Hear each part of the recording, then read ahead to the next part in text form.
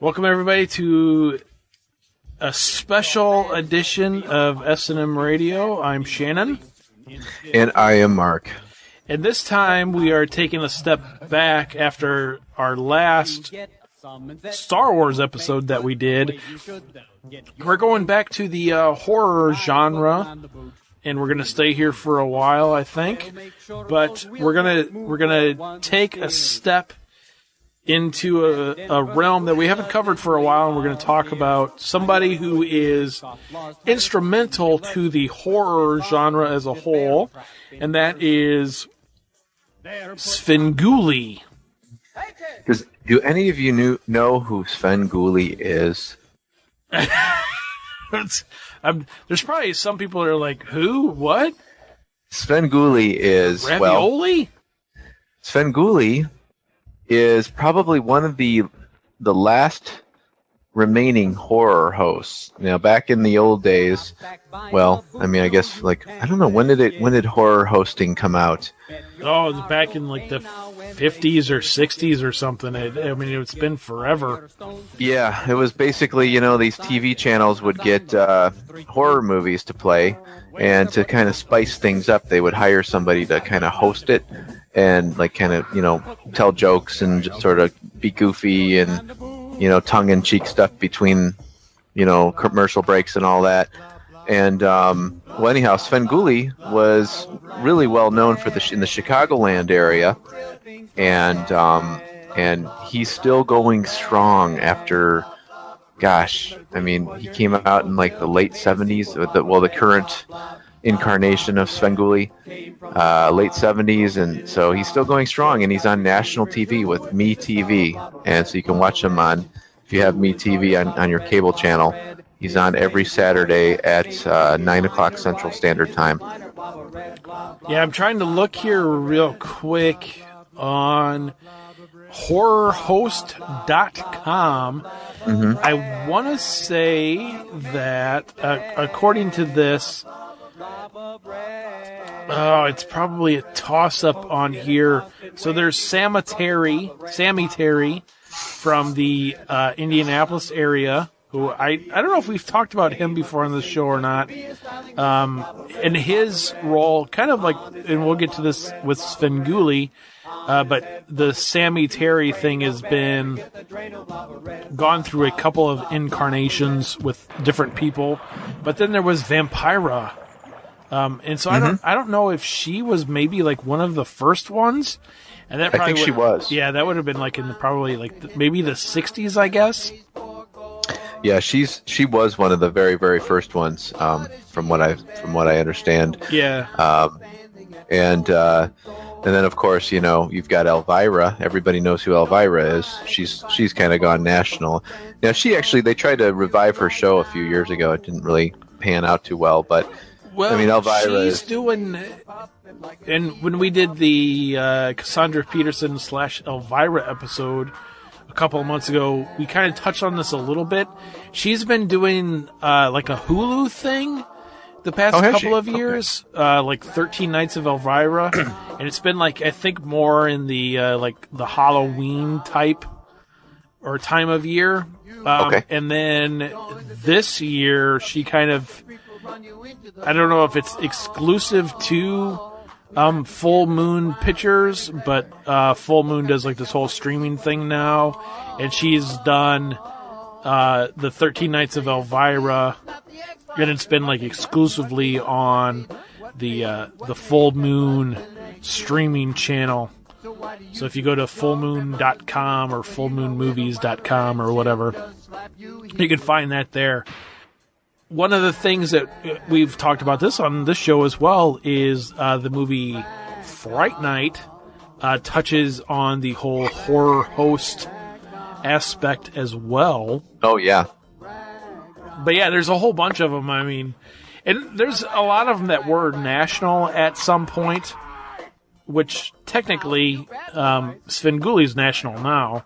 But you had Joe Bob Briggs back on TNT or whatever he was on back in the like 80s and early 90s.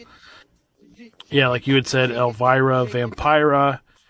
some of those ones that were some of the pioneers. And actually the original Svengoolie, I think, was really a pioneer in the horror host category. Yeah, the original Svengoolie, just to give you all some history here, it was played by Jerry B. Bishop, and the character was this was in the 70s, and it was on a local Chicago station called WFLD Channel 32, and he kind of dressed up like it was, the whole point was he was a ghoul, you need something kind of horror related to, host horror movies, obviously, but he kind of played off the whole hippie thing, and so he had really long hair, like a wig with long hair, and the ghoul makeup, and he would come out of a coffin, and he would kind of joke around between before the commercials and between the movie and all that stuff. And he did that for a while, and actually he really built up quite a big fan base, and people were starting to really catch on to it. And apparently his biggest fan base, from what I recall, was the college-age stoner group. So they would all kind of just sit around smoking joints watching him.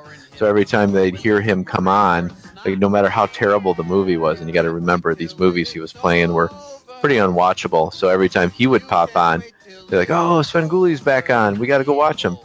So then you would have, and just his antics and his wit and his silly jokes and everything. Just, it was a hit for like the college community. Svengoolie started in 1970. That's crazy. Was it 1970? Holy crap. I didn't know it was that long ago. So he did it till 78, right? Jerry B. Bishop, 78, 79? Yeah, so 78, 79, yeah. So he started in 1970. Then in 1973, Rich Coase started sending in like fan feedback, which if anybody wants to send us fan feedback, listen to the contact information after the show. That'd be nice. Rich Coase used to send them in stuff for like sketch ideas, and then actually became a writer on the show in 1973. And then in 1979, the son of Svengoolie debuted on whatever that WFLD Channel 32. Channel 32, which back in those days would that have been a UHF or VHF? Man, I have no idea. Yeah, he took over the role, and they called him the son of Svengoolie, and he changed it up a little bit. The outfit, he didn't wear the hippie wig. He put on, instead of the hippie wig, he had kind of like a black curly hair and a top hat, and but he continued on with pretty much the same kind of tone as what Jerry B. Bishop had. The jokes were very similar. He had the whole, and he has like a skull. That kind of Tombstone is his name. He's like his sidekick, and he kind of goes through a joke with him. And he has another, like the knock knock jokes at the end of the show, where there's a hand coming through a door and kind of knocking on the door, and they kind of go through a whole little skit there. But yes, Rich Coase was he started back then, and early 80s is when I first started watching it as a really little kid. I remember watching it all the time with my dad, and it was all the Frankenstein movies, all the Universal monsters, the werewolf, and I remember watching Abbott and Costello meet the Wolfman or meet Frankenstein, whatever that one was, where like all the characters are together. And yeah, that was like one of my gateway drugs into horror, I think, was Svengoolie, because his silly sense of humor, and his tongue-in-cheek attitude towards the whole thing. But yeah, he did it from that point. I think we said 78, 79, and it carried on up until like, I want to say, was it 86 or 87? Yeah, right at the beginning of 86 is when it stopped. Okay, and then what happened was the Fox Corporation bought WFLD, and they got rid of the local talent, so Svengoolie was gone. And at that point, at that point I wasn't watching him anymore. But it was kind of strange, because he was such a big part of Chicago, and then actually Rich Coes went on to do a show called The Coes Zone, and it was like a after school kind of kids thing, during the after school cartoons. But yeah, Svengoolie was gone, and and then I remember at that point it was just kind of a memory of like, yeah, I remember that guy in the top hat that was on Saturday nights, and then I remember when I got married and I got my first apartment, and I remember it was like 96 or 97, and I was going to school at the time. I was going to college part time. I remember coming home one Saturday, and again, it was like 96, 97, probably 96. And turning on, like flipping through the channels, my wife wasn't home at the time. And I remember I was flipping through, and there's a local channel called The U. Ended up on that station, and lo and behold, there's Svengoolie. And then it turns out that in 1996, Rich Coes brought the character back, and he actually asked Jerry B. Bishop if he could use just the name Svengoolie, and Bishop was basically like, yeah, you're all grown up, you can take off the whole son of thing. So he brought the show back, called it just Svengoolie, and since 1996 he has been going strong. And he's still on the U, but now he's even national on the Me TV network, which stands for Memorable Entertainment. He goes and he does these meet and greets, and hundreds of people come out to see him. I mean, this guy really, really just his whole horror host legacy is just amazing. Yeah, he's been inducted into the Horror Host Hall of Fame in 2013. Jerry Bishop was actually inducted in the first round back in 2011. Wow. Yeah, Rich is he's a great guy. You've met him a couple times. I met him last year. Rich has had his fair share of health issues. Yeah. In the past couple of years. I think it was, what was it, last year I guess it would have been 2 years ago, where he had his most recent major heart attack, and there was a bit of a scare that Svengoolie might be over. Yeah, it actually is quite frightening, because I think I don't want to say it, but I think he's kind of winding it down a little bit now. I don't know how much longer he's going to be doing these appearances. And if you're a Svengoolie fan, or a horror fan, or a Universal Monsters fan, you got to meet Svengoolie. And but he is getting to a point now, I think, if the last kind of interview I read or saw of him, where he's starting to say, like, it's, he may not be doing the meet and greets that much longer. I was fortunate enough to meet him twice. The first time I met him, he came up, to the area, which was kind of far north for him, which was really cool. And I got there and I had no idea what to expect, like what the turnout would be. And when I got there, I couldn't believe it. But there was it was a 3-hour wait to meet the guy. And I got my kids got his autograph, and he was kind enough to take a picture with us, and it was all free.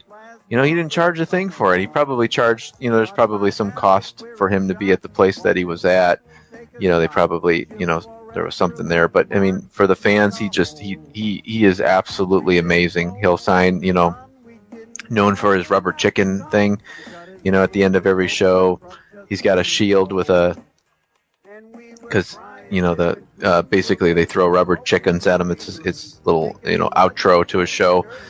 So he signed my rubber chicken. He signed all my kids, autographed all my kids' photos of him, and then took a photo with us, and all of that was at no charge. And again, we had to wait 3 hours. At the same time, he, waited, was there for all of the fans and made sure everybody was happy. Then I got to meet him again last year at Flashback Weekend, which is we talk about it all the time. It's a horror convention in Chicago, which he does a lot of the hosting there, and he hosts the costume contest and a few other things every once in a while. And the guy is just absolutely golden-hearted, just a great great guy. So if you're a fan of horror, Universal Monsters, horror hosting, you got to meet Svengoolie. So I don't know if this is accurate. I can't believe this is accurate. It's got to be 10 years off. I'm on the Rich Co's Wikipedia page, and it has his birth date is March 12th, 1952. Really? Which would make him 64. That cannot be right. Can that be right? There's no way that's right. It very well could be right. God damn, he looks good for a 64-year-old, even though he's kind of... He does. Yeah, even though he's had a bit of health problems. So it looks here, yeah, so he had, I guess that was in 2012 when he had that massive heart attack. And then he had a heart attack way back in 2002. But yeah, like you had said too, it seems like the past couple of years, even some of the Svengoolie episodes have been somewhat recycled. You know, the thing with the MeTV now is they are in this, like, exclusive Universal contract. Mm-hmm. So that's all you see is, like, these old Universal monster movies. Yeah. And some of them are good, some of them are bad. Like, you know, unfortunately, like, some of the Universal movies are the movie, like, and that's just a bunch of S's. It's a snake movie. Yeah. And then, of course, you have the whole Universal, like, comedy/horror movies. So, like, whatever, Abbott and Costello or whatever, those movies, Meet Frankenstein or whatever they are, those are some of the movies you meet too, or see on there as well. But, yeah, Svengoolie is great, and you were the one who told me about Svengoolie when me and you first got reconnected a couple of years ago. Well, more than a couple of years ago now. 6 or 7 years ago, 10 years ago, whatever it was. Yeah. And then I was like, oh, yeah, I'll check it out. And then I, like, watched it, and I was like, oh, this guy is kind of weird. This is kind of cool. And then aside from the Svengoolie show on Saturday nights, for the longest time on Sunday mornings, he did this Three Stooges marathon. Stoogapalooza. Yeah, Stoogapalooza. Yep. And then up until he got sick, and then when he got sick, that wasn't on anymore. But I used to like watch Svengoolie on Saturday night, and then when it was over, I'd go to bed, and then get up in the morning, like look over at the alarm clock, and be like, oh, 8:05, oh, Stoogapalooza's on. And run downstairs and throw the TV on real quick, and it was always, oh, that's Svengoolie without any makeup on. Yeah. He looks. Yeah, he's a great character. The Stoogapalooza actually used to be right before Svengoolie on the U, and which is a Chicago station, and so I would always you get to watch some classic Three Stooges episodes, and then it lead right into Svengoolie. That was back before I think that was before the big transition to MeTV. But yeah, you got to check them out if you get a chance. If you're looking, MeTV is a national station, so it depends on your cable provider. You should be able to find it. Not even cable provider, I don't think necessarily. We don't have cable, and okay. It's over the air channel for us. So cool. Look for MeTV. It's for the most part, it's all like some of these older stations. It's all like Star Trek and Wonder Woman. Yeah, old Superman episodes, Batman episodes. Oh yeah. Lost in Space. Old westerns and all that stuff. I think ours plays like on Saturday mornings, like some hunting show or something, but that's probably like a local thing. And one thing too about Svengoolie, one of the things, if you're from the Chicagoland area, you'll remember this, and I remember this as a little kid. But back in I don't remember. I think it was it was probably close to the mid '80s. Must have been around. I don't know. I remember he was broadcasting one of those Creature of the Black Lagoon movies, and I can't remember if it was the first one or if it was the sequel. Might have been the sequel, The Revenge of the Creature. He was broadcasting it in 3D, and so all the local stores were selling 3D glasses. And so, like, everybody, like, oh crap, Svengoolie's going to play the creature in 3D. So, like, everybody ran out and got their 3D glasses. And I think this was like one of the first memories of like 3D growing up. And then I think Jaws 3D was like the first time I saw it in the theater. But horrible movie. Yeah, horrible movie, absolutely. Fun but horrible. But so I remember getting the 3D glasses, and like my whole family were all sitting there like, okay, Svengoolie's going to be playing it. We put the glasses on, and the creature came on, whichever movie it was, and guess what?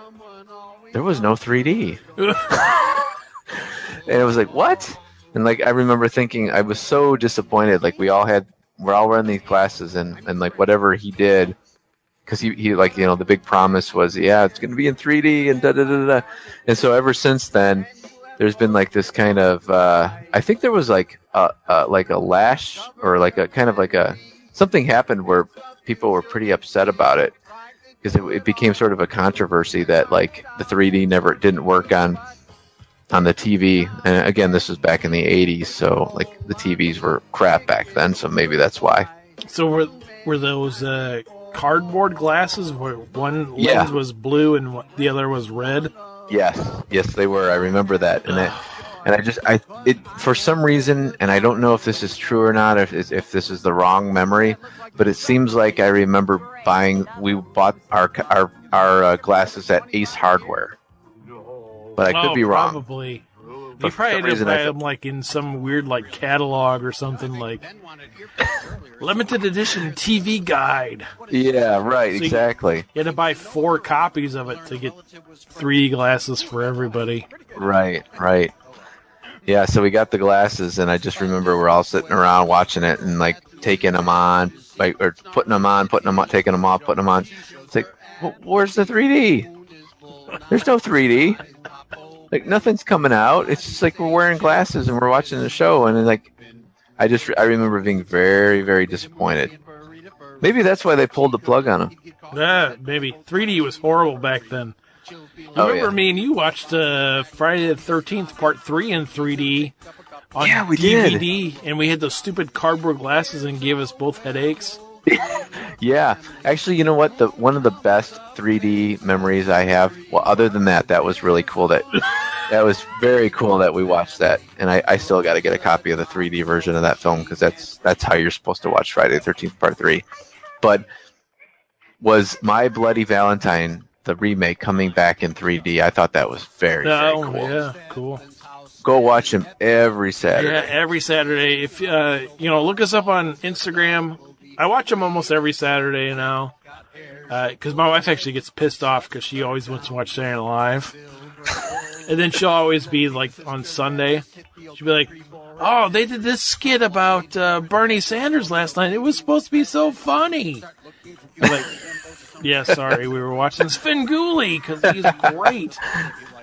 And you never know when you're going to show up on Svengoolie, because if you ever go to any of his sightings, when he goes out and does autographs wherever, or he's doing at Flashback Weekend or whatever it is, they always like videotape it and play it on the show.